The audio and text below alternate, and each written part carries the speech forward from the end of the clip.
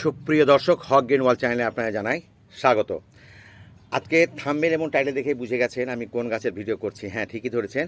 আজকে একেবারে অতি সাধারণ ফুল একটা, যেটাকে আমরা portulaca বলি বা 9'O বা টাইম ফুল, এইভাবে বিভিন্ন রকম নামে একে ডাকা হয়। সে যাই হোক, তো এই ফুলগুলো যারা বাগানি নন তারাও কিন্তু বাড়িতে শখের বসে বসে থাকেন।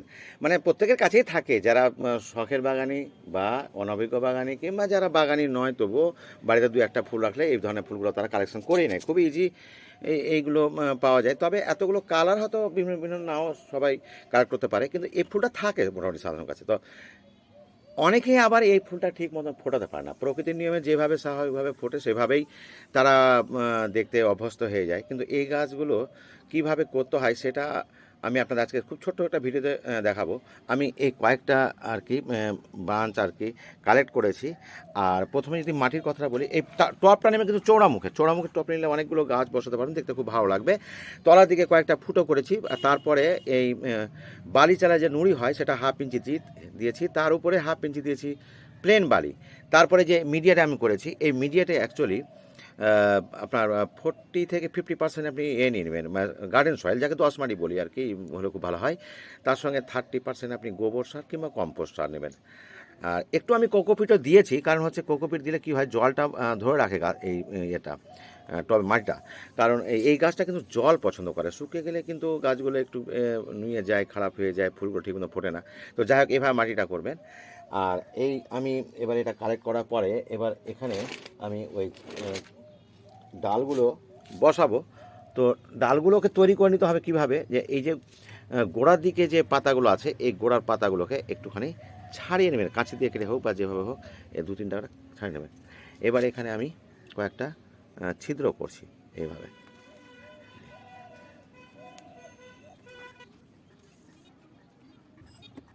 এবার ধীরে ধীরে আমি এটাকে বসিয়ে দেওয়ার চেষ্টা করছি। এই যে এইভাবে বসিয়ে দেবো।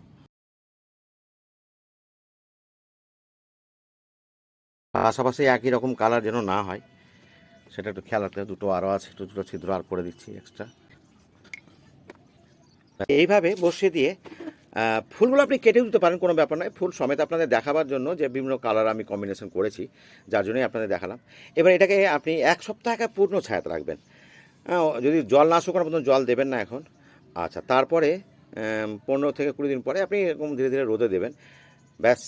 এবার কি করবেন, ফুলগুলো হয়ে গেলে একটু কেটে কেটে কেটে একটু ঘন করে নেবেন, আরও একটুখানি, কিংবা বেশি ঘন নয়।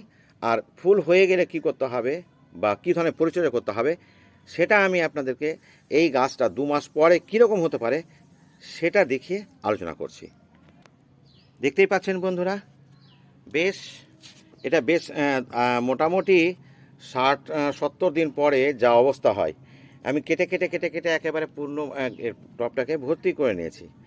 তো এইবার এর পরিচর্যাটা কি একটা আলোচনা করবো ছোট্ট করে, বেশি দরকার নেই।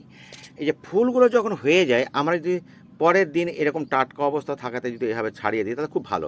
না ছাড়লে কি হবে, এই যে এরকম একটা কালো মতন হয়ে যাবে। এই যে কালো মতন হয়ে গেলে এখানে কি ছত্রাক আক্রমণ হয়, পাশ থেকে যে কুড়ি থাকে সেটা ভালো করে ফুটতে পারে না, আর পচনও হতে পারে, সেখানকার বৃদ্ধি শ্লথ হয়ে যেতে পারে, বন্ধ হয়ে যেতে পারে। তো আপনারা দুটো কাজ করতে পারেন, পরের দিন আপনাকে ছাড়িয়ে নিতে হবে যে এই যে ফুলগুলো, টাটকা ফুলগুলো।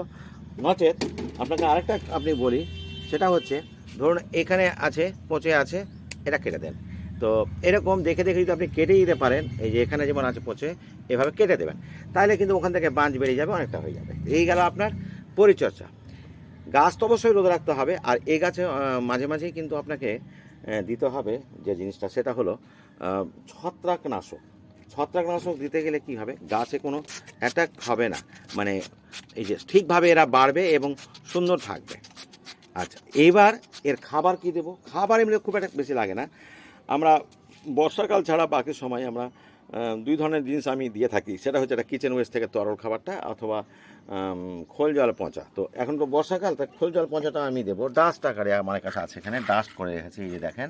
আর এটা হচ্ছে অ্যাপসাম সল্ট, আর অ্যাপসামের মধ্যে অল্প একটু আমি এখানে মিক্স করে দিয়েছি। দুটোই সাদা দেখতে, তো আমি ভাবলাম যে সবটাকে মিক্স করে দেবো, কিন্তু আপনাদের দেখাবার জন্য একটু আলাদা করার চেষ্টা করেছি।